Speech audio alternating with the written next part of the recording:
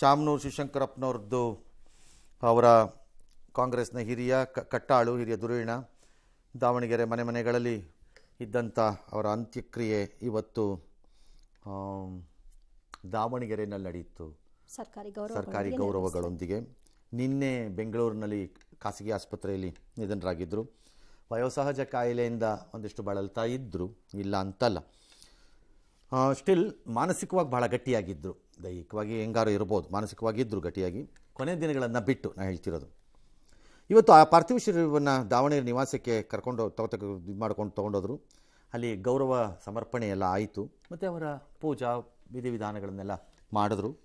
ನಂತರ ಮೆರವಣಿಗೆಯಲ್ಲಿ ಅವರನ್ನು ಹೈಸ್ಕೂಲ್ ಗ್ರೌಂಡಿಗೆ ಸಾರ್ವಜನಿಕ ದರ್ಶನಕ್ಕೆ ಕರ್ಕೊಂಬಂದರು. ಮಾಜಿ ಮುಖ್ಯಮಂತ್ರಿ ಯಡಿಯೂರಪ್ಪ, GM ಸಿದ್ದೇಶ್ವರ್, ಹಲವು ಗಣ್ಯರು, ಮಠಾಧೀಶರು ಎಲ್ಲರೂ ಪಕ್ಷವನ್ನು ಮೀರಿ, ರಾಜಕೀಯವನ್ನು ಮೀರಿ ಅಲ್ಲಿ ಸೇರಿದ್ರು.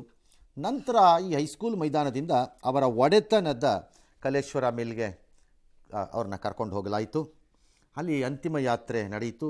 ನಂತರ ಅಲ್ಲಿ ಅವರ ಅಂತ್ಯಕ್ರಿಯೆಯನ್ನು ಕೂಡ ಅವರ ಪತ್ನಿಯ ಸಮಾಧಿ ಪಕ್ಕದಲ್ಲೇ ಸರ್ಕಾರಿ ಗೌರವಗಳೊಂದಿಗೆ ಪೂರೈಸಲಾಯಿತು. ಖರ್ಗೆ, ಸಿದ್ದರಾಮಯ್ಯ, DK ಶಿವಕುಮಾರ್, ಅಶೋಕ್, ವಿಜಯೇಂದ್ರ ಎಲ್ಲರೂ ಭಾಗವಹಿಸಿದರು. ಇದಕ್ಕೆ ಮೊದಲು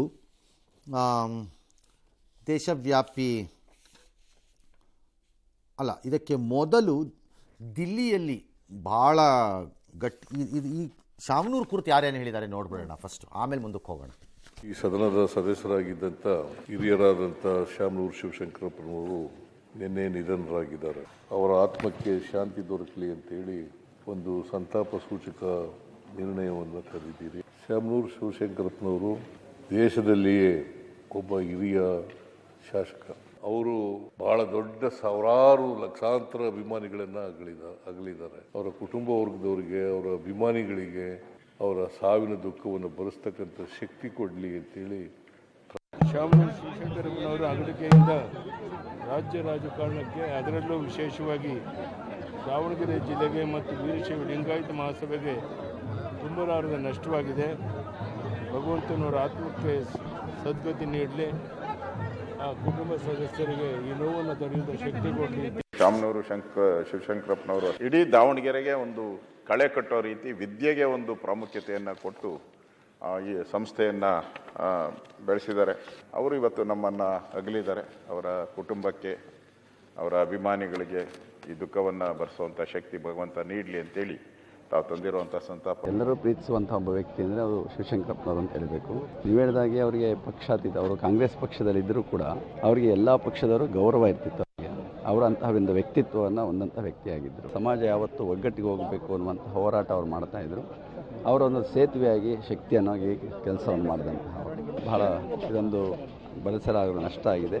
ಶಾಮನೂರು ಶಿವಶಂಕರಪ್ಪನವರು ಶತಮಾನದ ಅಂಚಿನಲ್ಲಿದ್ದಂತಹವರು, ಶತಮಾನವನ್ನು ಪೂರೈಸ್ತಾರೆ ಅಂತಕ್ಕಂತಹ ವಿಶ್ವಾಸ ಎಲ್ಲರಲ್ಲೂ ಇತ್ತು. ಆದರೆ ಅನಾರೋಗ್ಯದಿಂದ ಇವತ್ತು ಭೌತಿಕವಾಗಿ ದೇಹವನ್ನು ಅಗಲಿದ್ದಾರೆ. ಅವರ ಆದರ್ಶಗಳನ್ನು ನಮ್ಮ ಮುಂದಿನ ಜನಾಂಗ ಪಾಲಿಸುವಂತಾಗಲಿ ಅಂತ ಹಾರೈಸ್ತೇವೆ. ಶಾಮನೂರು ಶಿವಶಂಕರಪ್ಪನವರು ತಮ್ಮ 95ನೇ ವಯಸ್ಸಿನಲ್ಲಿ ಲಿಂಗೈಕ್ಯರಾದ ವಿಷಯ ತಿಳಿದು ಅತ್ಯಂತ ದುಃಖವಾಯಿತು. ಅವರ ಅಗಲಿಕೆಯಿಂದ ಏನು ಸಮಾಜ, ನಾಡು, ರಾಜಕೀಯ ಕ್ಷೇತ್ರ ಬಹಳಷ್ಟು ನಷ್ಟವನ್ನು ಅನುಭವಿಸ್ತಾ ಇದೆ. ಶಾಮನೂರು ಶಿವಶಂಕರಪ್ಪನವರ ಪರಮ ಪವಿತ್ರ ಆತ್ಮಕ್ಕೆ ಭಗವಂತ ಚಿರಶಾಂತಿಯನ್ನ ಅನುಗ್ರಹಿಸಲಿ.